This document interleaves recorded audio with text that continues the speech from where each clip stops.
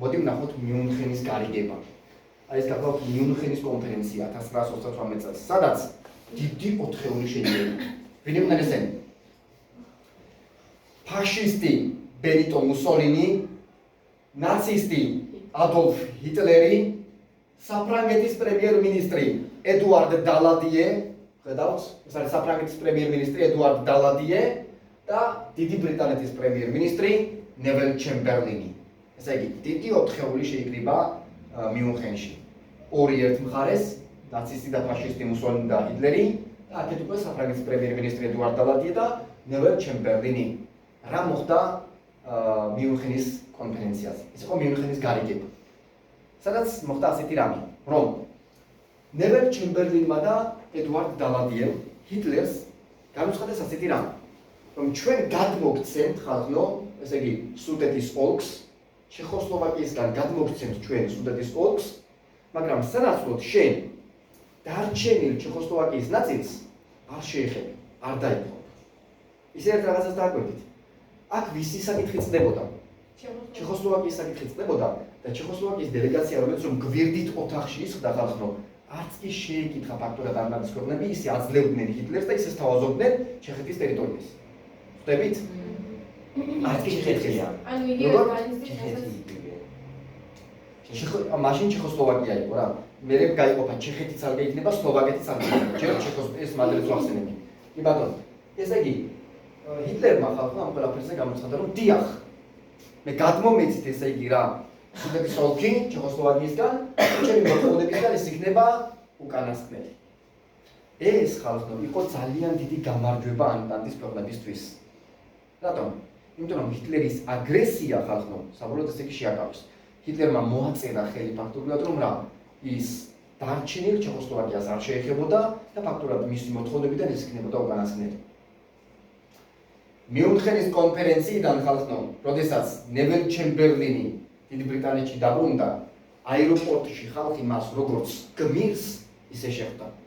და ნევილ ჩემბერლინი იყო ის ადამიანი, რომელმაც აი ეს ფურცელი, სადაც ჰიტლერის ხელმოწერა იყო ხალხო, აეროპორტში სწორედ ააფრიანა და განაცხადა: მე მსოფლიოს მშვიდობა ჩამოვტანებ.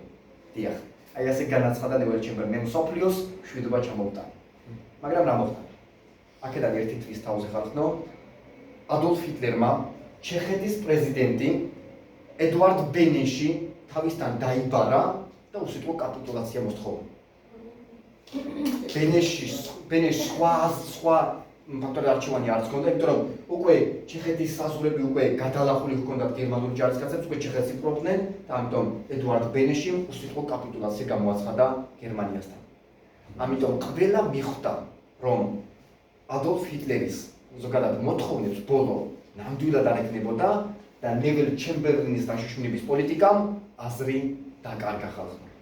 სწორედ აქ მოხდა ის, რომ ნევილ ჩემბერლინი დიდი ბრიტანეთის პრემიერ-მინისტრი პოსტიდან გადააკენეს ხალხო, იმიტომ რომ ეს იყო მისი დაშოშმინების პოლიტიკა, რომელმაც შედეგი არ გამოიღო და დიდი ბრიტანეთის პრემიერ-მინისტრი ხალხო გახდა უინსტონ ჩერჩილი. აი, უინსტონ ჩერჩილი ამ დროს გახდა სწორედ პრემიერ-მინისტრი ხალხო.